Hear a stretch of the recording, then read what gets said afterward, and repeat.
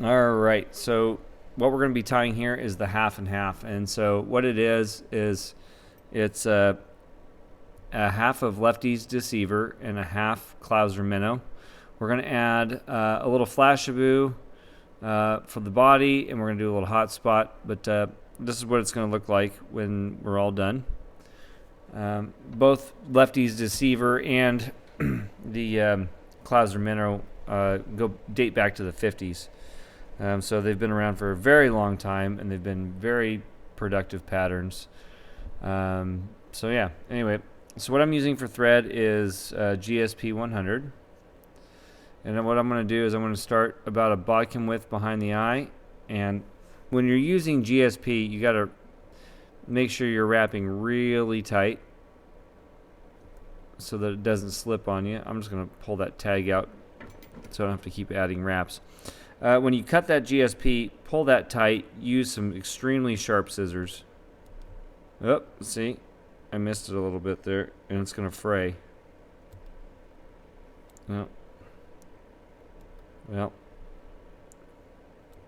I guess it's good to make a mess up a little bit when I'm doing it so you can see what can kind of happen when using GSP. Next, we need some dumbbell eyes. I'm using a large size lead dumbbell eye. And so what I want to do is we got to get the distance of where this eye is going to be placed. So what I do here is I take the eye and I butt it up to the back side of the hook, or the back side of the eye, I should say. And when I do that, and so by the way, I'm right-handed. That's my right hand. That's my left one. So if you're a lefty, just reverse this. So I butt it up to the back like that. I hold it in place, and I'm going to take my left hand, and I'm going to pinch the shank right at where that dumbbell eye ends.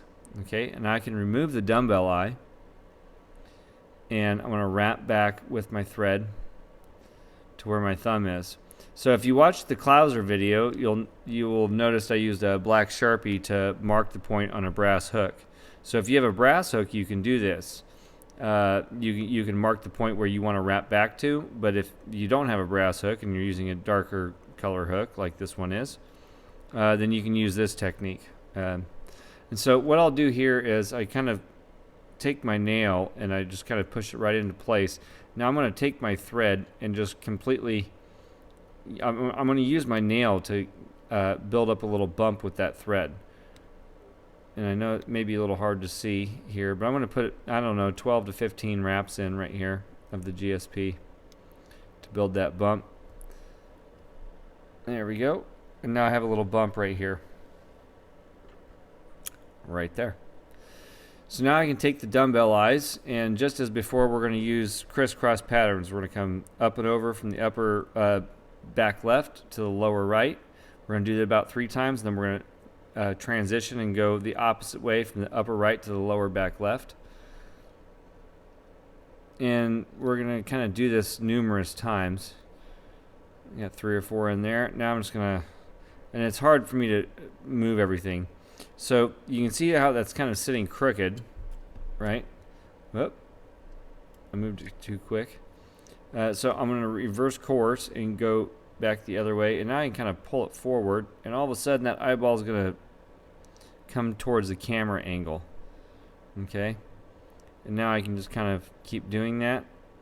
And I'm going to basically do the same thing several times. I'm going to add 3 or 4 wraps each direction.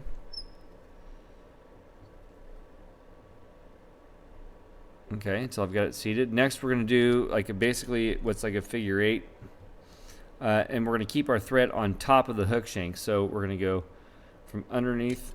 It's hard to do this on the side. So from underneath one side, up and over, down and around, up and over, down and around, up and over the shank. See, so each time I make a pass, I'm going up and over the shank. And I come under the bell, or the one bell, over the shank, down under the other bell, over the shank. And we're going to do that a few times. And then what we're going to do is actually just take our thread and pull. I'm going to line up my bobbin tip with the eyelet of the hook. I'm just going to pull tight. And then what that does is it starts to lock this guy in place. Now, to keep your thread moving the same direction, you want to move to the back and underneath, and then you can start making similar wraps. A reverse course here, but it's still all the same, as long as you make sure that you're getting that thread. Yep, there we go. To go the same, and I'm going to pull it tight. And so, same as we did the clouser, I'm going to take a little. I like to use crazy glue. I'll do it again for a little longer time. Crazy glue. You can pick it up at Walmart for pretty cheap. It's like $2 or something. And I'm just going to kind of tag everything right there. Just to help keep that thing situated, I'm going to wrap underneath again. And you can kind of figure out what works best for you here as far as over, under, and back and forth. So there you go. So next, what we're going to do is I'm going to put a few wraps in front of those eyes. I'm going to come to the back, put a few wraps in the back of the eyes. I'm going to start to wrap back. Whoop. Until about the hook point, or just in front of it. Cool. So next what you need to do is get some hackles. And so what I'm using here is just strung Chinese saddle hackle. There you go. And a light olive. And you're going to pull you're going to pull a total of 4 feathers. Okay? And so what I like to do is just get them, pretty lined up. It doesn't have to be perfect. And I like to be about 1.5 times the hook shank. So if you take your fingers and pinch it off right there, and you say, hey, that's 1, you can kind of figure out roughly where the extra half comes into play, something like that, okay? Once you figure out your distance, maybe you want it longer, maybe you want it shorter. It's really up to you. So what I'll do next is I'll take both stems at the same time and start drawing it out, drawing it back until I get bare stem even on both sides. And you can taper your feather too. You can see that the one's just a little bit longer than the other, and that's cool. Do that if you want to. And so next what I'm going to do is I'm going to start plucking or stripping all of this off. And I don't need to go all the way to the base. We just need to have, this is where the feathers are going to be seated. So we just need to have a stem that runs up to the back of the eye roughly, so I can come in and trim that out, and there you go. So I find it's a little easier if you start with the reverse side, so you don't have extra hackle in the way. I'm going to do 2 loose wraps over. I'm going to take those stems, and I'm going to show you on the other side, but I'm just going to pull the first couple underneath. That's actually a Tim Flagler move, so I don't want to take credit for that. But it works really well.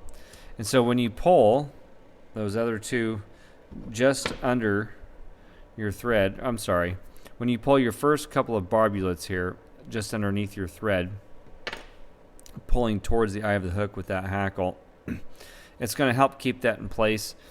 On Tim's video, he likes to use UV resin. I just add some super glue on this. For streamers, I pretty much use super glue. I don't know. It's just what I do, I suppose. And then I'm going to re-pinch everything in place, and I'll just spiral wrap. And spiral wrapping meaning they're not touching turns.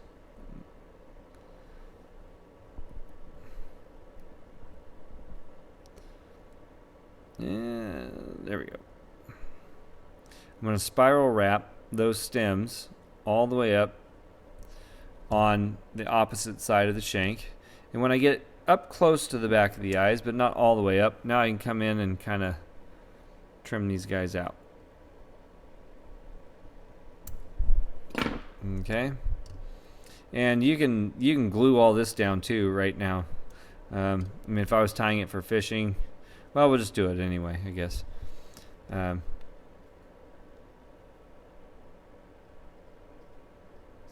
I'm just going to glue that shut. Oh, I forgot to add the bucktail, and it's too late now. So anyway, so if you wanted to add a little bit of bucktail right along the back just to keep your hook shank a little bit thicker, you can totally do that. So you would just sorry, I meant to do that before, but you would just see, normally I have that material prepped and ready in front of me. Well, I guess maybe we can add it. So don't do it in reverse like I just did it. But anyway, all's fair in love and fly tying, right? So you can take some bucktail and put it in between your two hackle feathers on either side. And so what that really allows you to do is just build up a little bit thicker body here. So we'll go ahead and do that right now. I guess I can get that in there since I didn't do both sides. But anyway, and that's kind of the goal. Excuse me. So what this does is this bucktail is going to help allow this tail to swim a little bit better, because it's going to be a little more fluent in the water, like so, right? And yeah, so there you go. So we'll just do that, and now we can add our other bucktail. Not normally how you do it, I can tell you that. It's not the way I normally do it, but I forgot to do it, so we'll add it in later. So if you forget, do it. It's all good. So next we're going to do the same thing. Well, I'm missing a feather. Never fails. You prep material and then you're missing something. So anyway, it'll be the same thing. We're going to take 2 of the hackles, and we're just going to kind of put them together, line them up, and you can kind of line everything up so it's like the same length, right? You're going to pinch right there, okay, where everything else lines up at the base.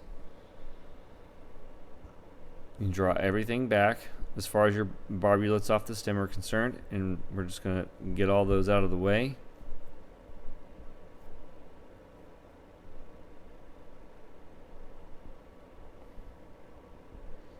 We're going to line it up. And you can actually...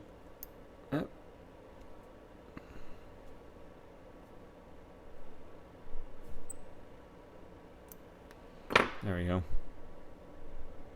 Sometimes you just get done, you end up doing things a little backwards what you normally do. That's okay. It's good to learn that. So same thing, we're going to take 2 loose wraps over. I'm going to grab these stems. I'm going to pull towards the eyelet. If I can grab the 2 stems at the same time. Just so that a few barbulets come underneath right there where my thumb is. And that helps keep them in place just like so. Real quickly, I'm going to go ahead and spiral wrap this forward before I show you. I'm going to trim these guys out.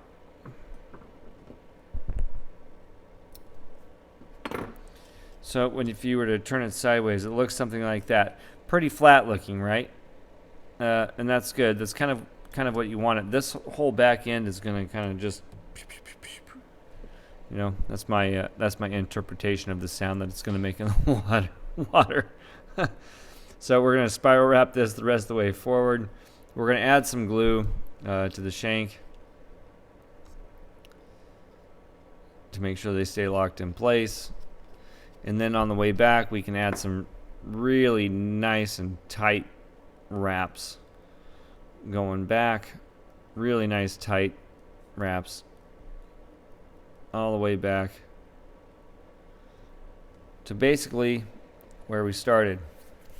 Or ended at the tail, I should say. So one thing I do want to point out here is when you end your thread coming back, don't bring it all the way to the back. And the reason being is if I take my thread all the way to the back, you're going to see how those feathers start to, well, maybe you can't see it there, but they're going to start to move and bend, and you don't want that. You want to keep it to where they don't do that. So anywho, so next what we're going to add is we're going to add some crystal flash. So what I have here is some UV pearl and silver. And I want one strand of each, full length strands. And I say full length because sometimes you'll pull out the, you'll pull out the stem off. Whoa, that's way too close. You'll pull out the stem off of here, or you'll grab the zip tie, and you'll cut from one side. And so just make sure, I mean, if you do that, cool, for other patterns or whatever. Just make sure that they're the same length or pretty close. So I just want one of each. And I'm going to take it, I'm going to bend it over in half and kind of draw it out so that they're roughly the same distance at both ends. Now, what I'll do, I should probably zoom the camera out, but what I'll do is once they're at full length and I'm pinching it in the middle, I'll take them both and kind of draw it back and pinch again, and that'll create a little loop. And with that little loop, I'll come and cut it right in half. And what I want to do is I want to take half of that and set it aside.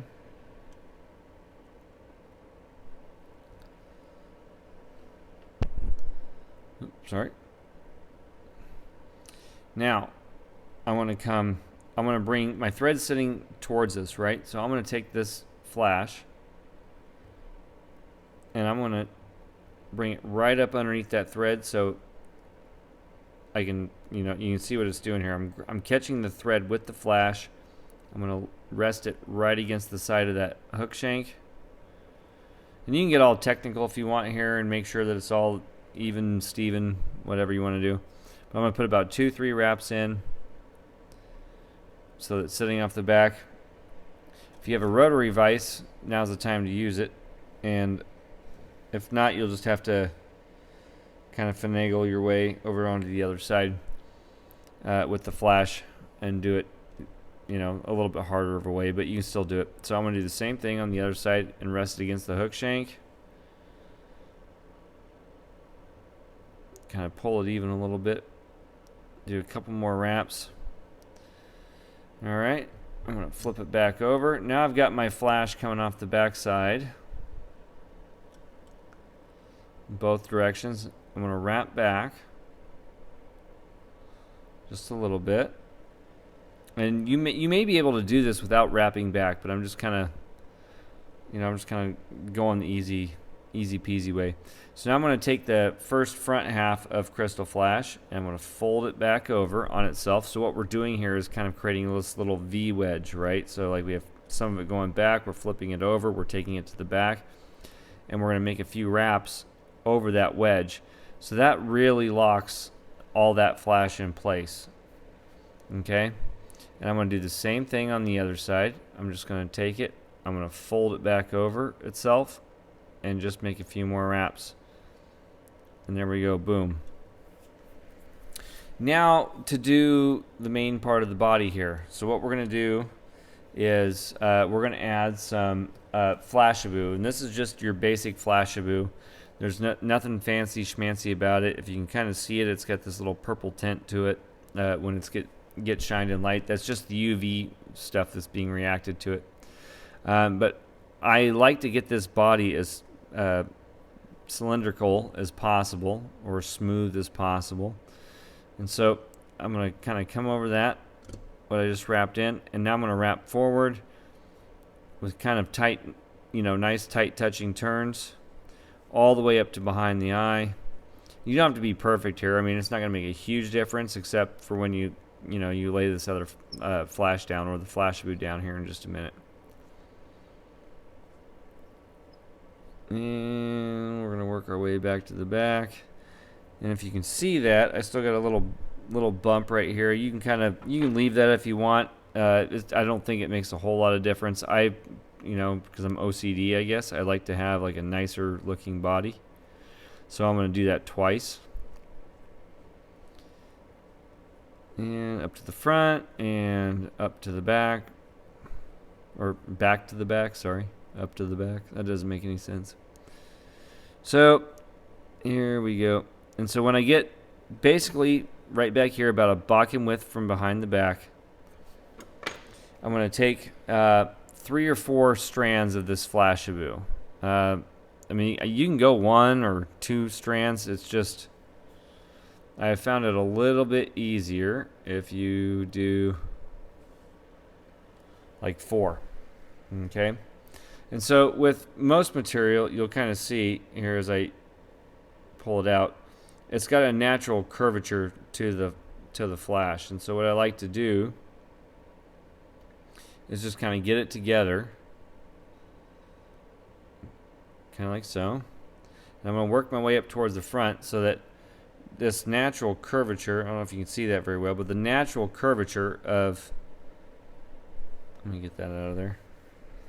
The natural curvature of that flash, I want leaning into the shank. Okay, so I don't want it sticking out all crazy. I want it leaning in to the shank. And I'm just going to take it and just add a few wraps. Whoop, to the back. Now you can just take that once you do that and pull it so that all this flash goes to the back side of the eye, because that's where we're going to stop. Okay, and now you can wrap forward. And this is kind of the final of how you get your body nice and smooth.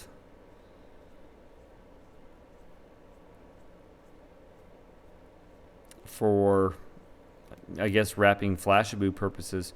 You could also you could dub this body if you wanted to. I think the original pattern didn't even call for anything, if I remember correctly. It was just thread. It was like white thread that showed the body. I don't know. I'm kind of in the mindset, if you can add a little flash, I mean, like, why not? So that's kind of my mindset. So anyway, take that for what it's worth. Next, I'm going to collect all of that material and I'm going to start wrapping.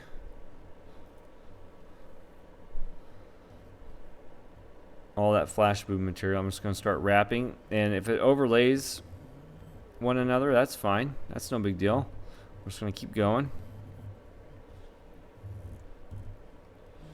Just try not, you can kind of see maybe, like, there you go, how these are starting to split out and run apart. We want to keep that from happening. So we do want to keep it somewhat tight. Not too tight, but, somewhat collected. You don't want it to get all crazy on you. And you can achieve that by grabbing closer to the Flashabou and pulling over. So you're not going to give it the opportunity to split out on you. You can hear my thumbs making that really cool sound on there. So we're going to wrap this all the way up to the thread, right behind the eyes. And I'm going to take my thread and crisscross that over. If you have kids, you can say that crisscross applesauce. There we go. I know that's kind of dorky, but whatever. So we're just going to trim the last of this out.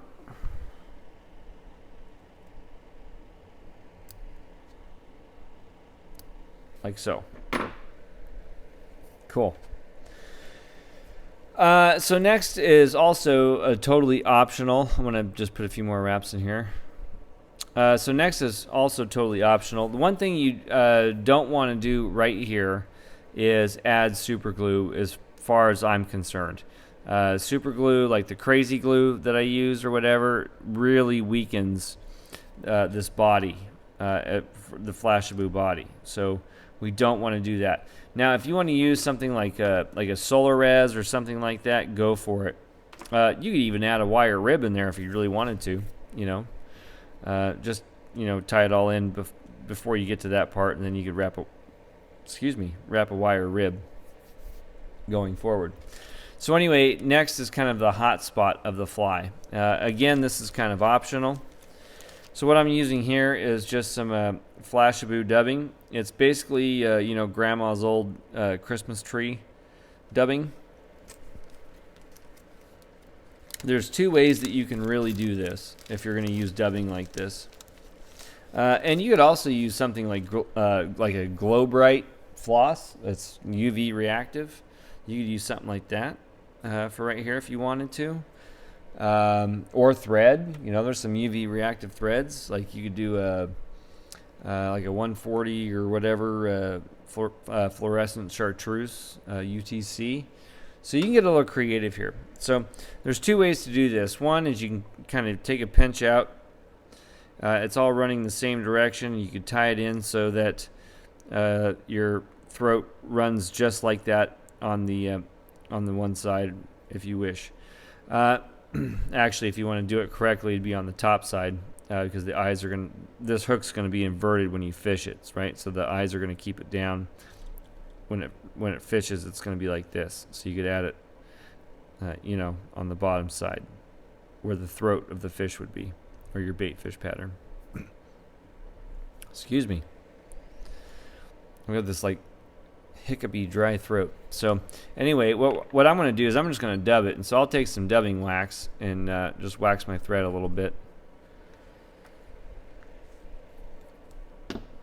And I'll take some of that Flashabou dubbing and I'm just going to twist it on. And it actually, this stuff dubbed surprisingly well for being as loose and stringy as it is.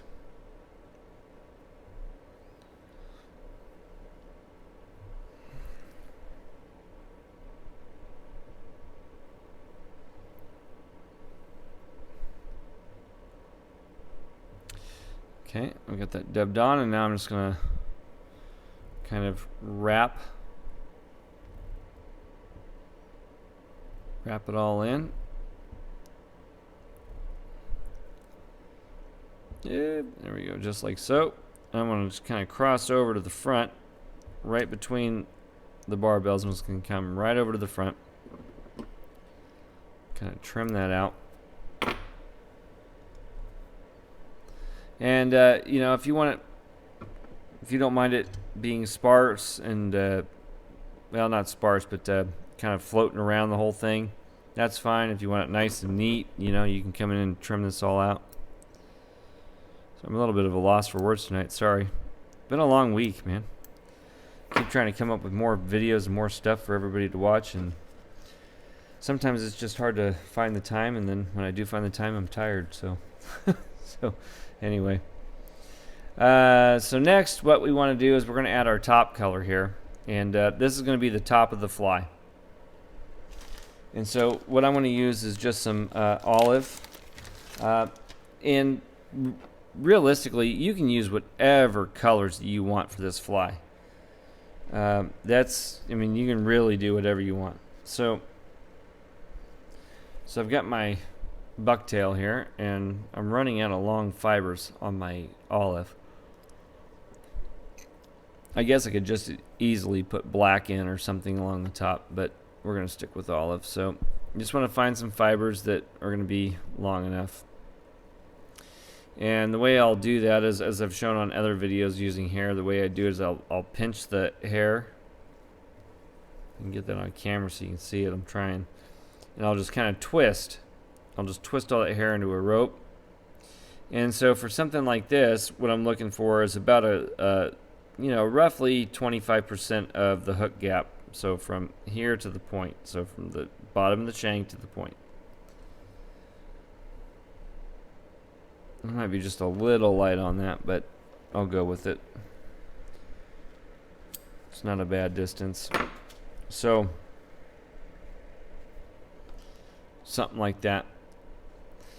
And I'll just take that hair. I don't even stack this or anything, not on this fly, because all this hair is going to run short, and this is going to be the tail. This is going to be kind of the bulk of the back, and so I can literally just take this and split the hair, slip it around the hook, the throat of the hook, and I can just kind of get it up front.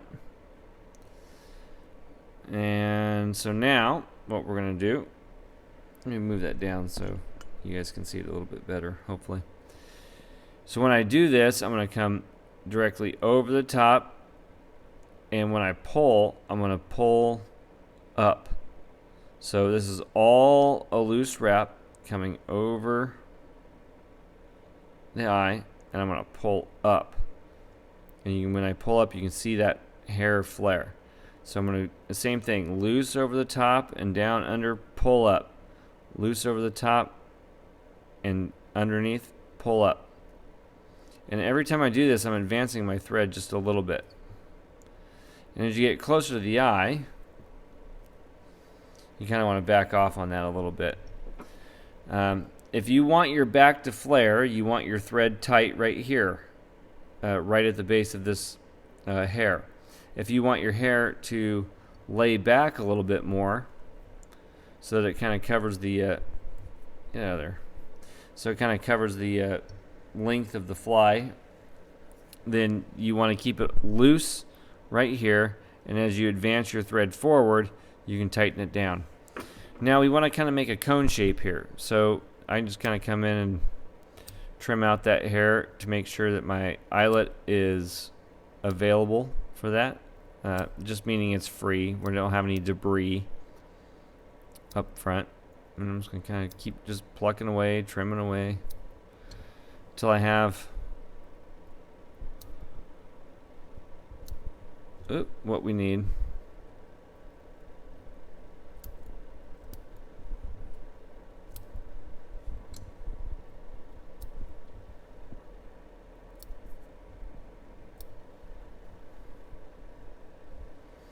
And if you got some crazy hair going on here, don't worry about that too much, because honestly what's going to happen is when this is in the water, it's all going to compress down just like that. So I just lifted that up on top of the vise just so you can kind of see it. I got a couple crazies over there.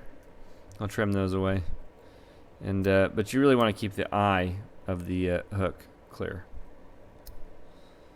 And I'll just kind of keep working it. Alright. You can kind of use your fingers and maneuver everything back on top, which is kind of where you want it. Now we can really start to work that thread forward, cranking down. And don't be afraid to maneuver everything. If it starts to slide on you a little bit, if your tension's pulling too tight towards you or something, everything's going to kind of shift. I have a tendency to do that, and so you'll see me kind of move it back to where it needs to be. Oop. Little too close. Where's my fingernail clip? There. Here's where I'll take some fingernail clippers and get in there. There we go. Get that.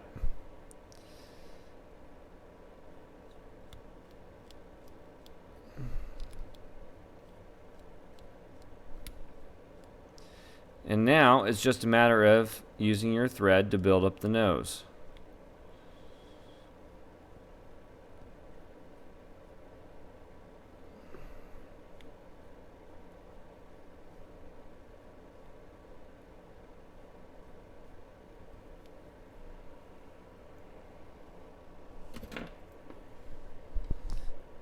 Then I'll take my whip finish, put about 3 in. I'll pull that guy tight. I forgot to lock the vise down a little bit there. It's all good.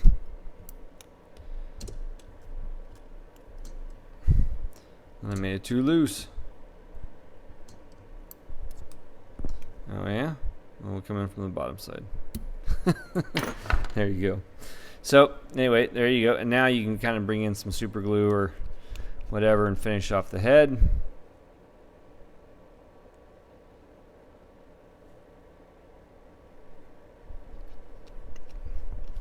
Just like so. And so anyway, that's how you do it. You can leave your flash running out long on the tail. You can kind of cut it short if you wish.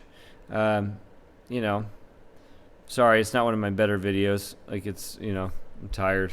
But anyway, it shows the fly, and it shows all, you know, several different options that you can do for this fly.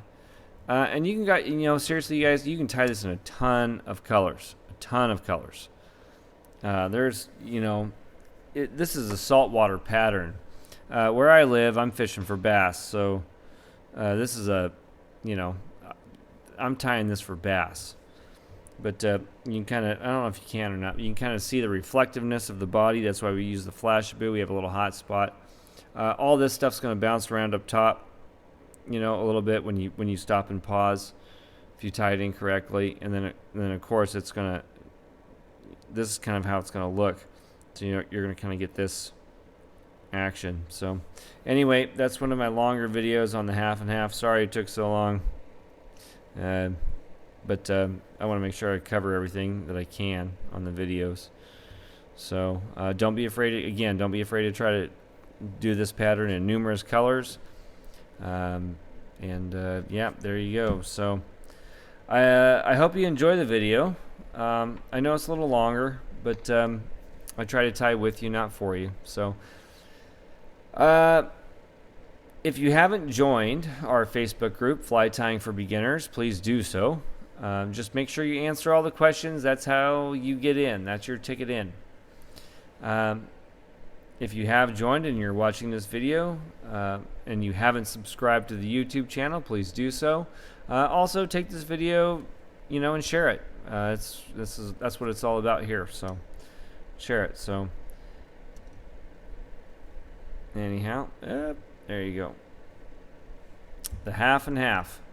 Half clouser, half lefty's deceiver. Take care, everybody.